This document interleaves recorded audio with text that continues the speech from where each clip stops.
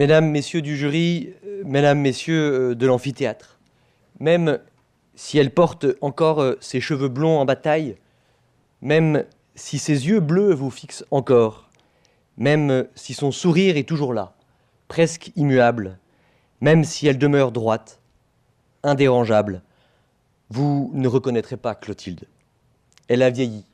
Elle a 16 ans, mais elle a vieilli. Clotilde vient d'un pays, celui de l'enfance, celui de l'adolescence, qui n'existe plus. Son passé est un paradis perdu. Ce dossier est une histoire qu'on ne raconte pas tous les jours. Elle était si pétillante, Clotilde. Elle dansait, elle criait, elle jouait, Clotilde. Elle n'avait peur de rien, Clotilde. Mesdames, Messieurs du jury, interrogez-la.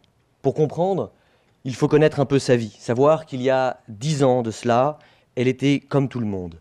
Une fille de 6 ans, une fille qu'on regarde courir dans les feuilles jaunies en automne, une fille qui se réjouit de la neige en hiver, qui attend l'été à travers les vitres de l'école et qui regarde le printemps, comme on regarde la vie.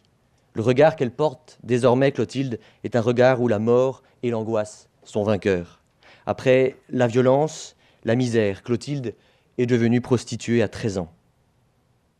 Il n'y a pas de périphrase pour atténuer ce qu'elle était. Il n'y a pas de terme anglo-américain pour en faire un business. Il y a une réalité que vous, mesdames et messieurs, vous devez reconnaître. Clotilde vivait aux portes de l'enfer. Elle menait sa vie de misère à côté de tous. Clotilde, 13 ans, corps d'enfant, âme d'enfant, vous ne reconnaîtrez pas Clotilde. Elle a vieilli à 16 ans, elle a souffert, elle a pleuré, mais elle n'a pas grandi.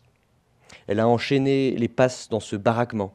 Sa vie est devenue grise. Cet endroit sordide, le 12 chemin des Dames, c'était à côté de chez nous et cela ne nous dérangeait pas. Elle était un chiffre pour des statistiques dans la colonne des irrécupérables. Je ne peux pas, ce soir, vous dresser un tableau de la révolte. Alors je vous parle d'une révoltée. Car Clotilde, comme Léa dans notre dossier, sont aujourd'hui milliers, banalisées, oubliées, effacées, sacrifiées, des femmes et des filles dont la société n'attend qu'une chose, l'avis de décès. Qui n'intéresse ces filles, ni les discours, ni les budgets. Un fatalisme criminel, un attentisme lâche, qui a les mains blanches parce qu'il n'a pas de mains, et qui refuse de voir que les fleurs du mal existent et qu'elles poussent dans nos sociétés, sur le tombeau de filles innocentes. Mesdames, Messieurs du jury, peut-être faudrait-il regarder dans les yeux de cette fille au regard de cendre, vulnérable et seule, méprisée des bourreaux comme des notables, des criminels comme des honnêtes gens. Puisqu'il faut requérir, puisque le droit est devenu une arme, je veux dire qu'il ne suffit pas d'allumer des cierges, des bougies et de faire des marches blanches. Il appartient à vous de nommer les choses telles qu'elles sont et non telles qu'on les voudrait être.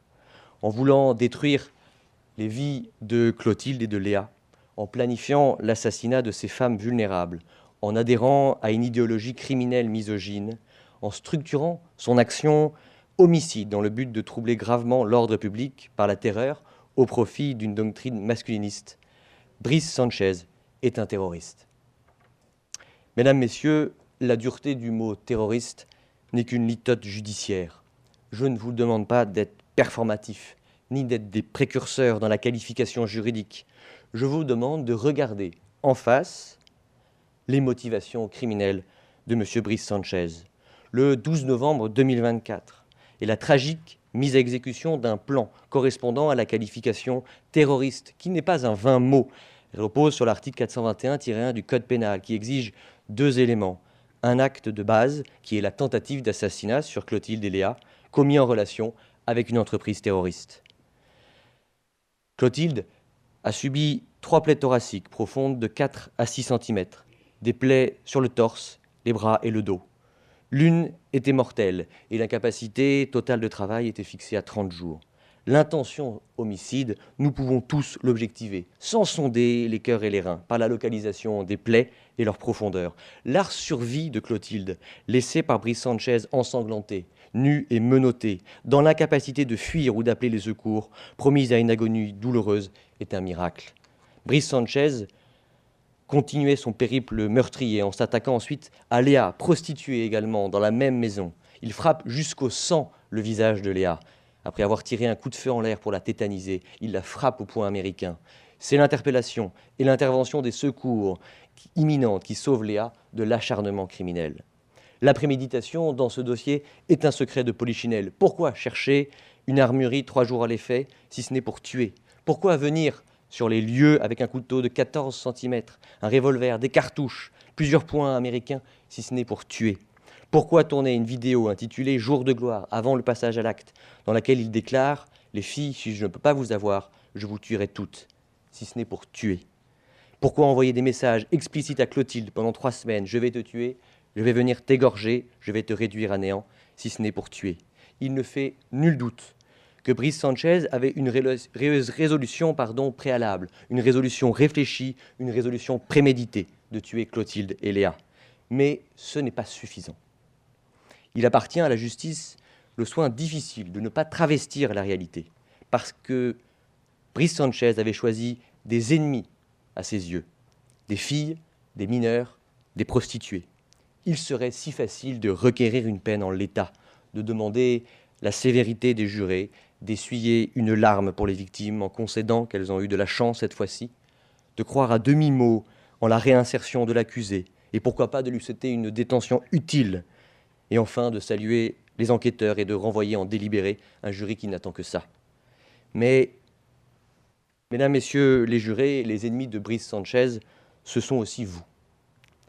Voilà pourquoi je veux vous convaincre que la qualification de tentative d'assassinat terroriste est la seule qui rende compte, avec justesse et avec justice, des actes commis par Brice Sanchez. Mesdames, Messieurs, les talibans n'ont pas le monopole du terrorisme. Laissez-moi vous parler de Elliot Rodger. À 22 ans, le 23 mai 2014, à Isla Vista, dans le comté de Santa Barbara, en Californie, Elliot Rodger tue 6 personnes avant de se suicider. Dans une vidéo tournée avant les faits, Elliot explique sa haine des femmes et la vengeance qu'il prépare. Il ne s'agit pas d'une doctrine ridicule ou inventée, il s'agit d'une doctrine qui tue.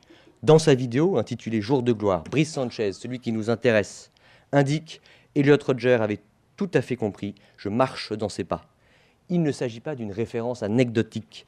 Lors de la perquisition, des dossiers confirment cette vénération organisée qu'il portait pour le criminel nord-américain.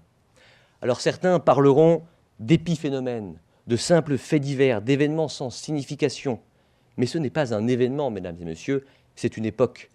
C'est une révolution qui voit prospérer une vision ultra-violente des relations entre les hommes et les femmes, née d'une idéologie structurée, dont le credo est la suppression des femmes.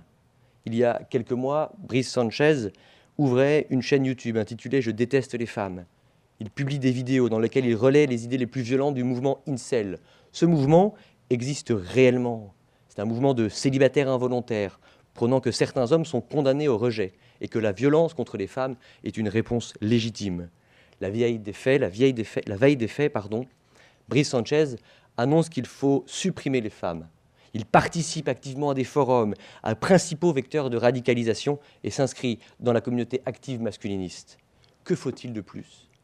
Brice Sanchez a sombré petit à petit, se radicalisant étape après étape dans une idéologie que nous devons qualifier de terroriste. Nous serions aveugles si nous y voyions un crime passionnel individuel. Brice Sanchez se présente lui-même en garde à vue comme le représentant d'une cause collective agissant au nom d'un groupe. La doctrine masculiniste est une doctrine nécessitant une propagande et des martyrs, et Brice Sanchez comptait en devenir un.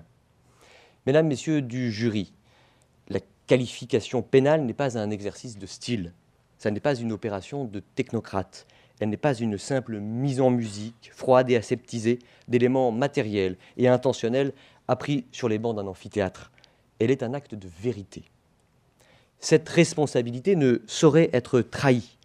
Une justice incomplète, c'est-à-dire une justice qui voit des blessures, mais refuse de regarder pourquoi elles ont été infligées, est un déni de justice. Clotilde et Léa ont été frappées à mort, leur sang a coulé sur le sol du 12 chemin des dames parce qu'elles étaient femmes, parce qu'une idéologie de haine structurée, revendiquée, adossée à une communauté de fanatiques, avait désigné leur sexe comme une cible et leur existence comme une offense. Nous ne pouvons, et c'est notre responsabilité, offrir à celui qui a agi au nom d'une idéologie meurtrière le confort d'être traité comme un criminel ordinaire. Le mouvement incel n'est pas une curiosité sociologique, elle est une idéologie de masse.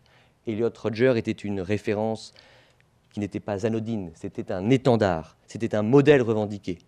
C'est la preuve que l'acte commis, le 12 novembre 2024, n'est pas né du néant d'une nuit de folie, mais du terreau fertile d'une radicalisation lente et assumée. Mesdames, Messieurs, c'est pourquoi je vous demande de reconnaître M. Brice Sanchez coupable de tentative d'assassinat terroriste commis le 12 novembre 2024 au 12 chemin des Dames. En répression, je vous demande de prononcer à son encontre une peine de 30 ans de réclusion criminelle, une peine à la hauteur. La perpétuité est encourue, et point par point, ligne par ligne, blessure après blessure dans la chair de Léa et Clotilde, elle serait justifiée. Mais requérir la perpétuité pour un homme de 22 ans, c'est décréter que rien ne peut plus advenir de lui, ni en lui, ni par lui. C'est concéder à la défaite. Brice Sanchez n'est pas né terroriste, il l'est devenu méthodiquement, douloureusement, dans le silence de sa chambre, devant l'écran blême d'un ordinateur, dans les couloirs d'une idéologie qui ramasse les hommes blessés et leur offre, en échange de leur humanité, la certitude d'un ennemi. Mais la radicalisation n'est pas une fatalité biologique, elle est un commencement, et elle peut avoir une fin. Mesdames, Messieurs les jurés, il vous revient la charge de nommer avec courage cet attentat, qui est un attentat. Puissiez-vous être sévères sans renoncer et punir sans abdiquer.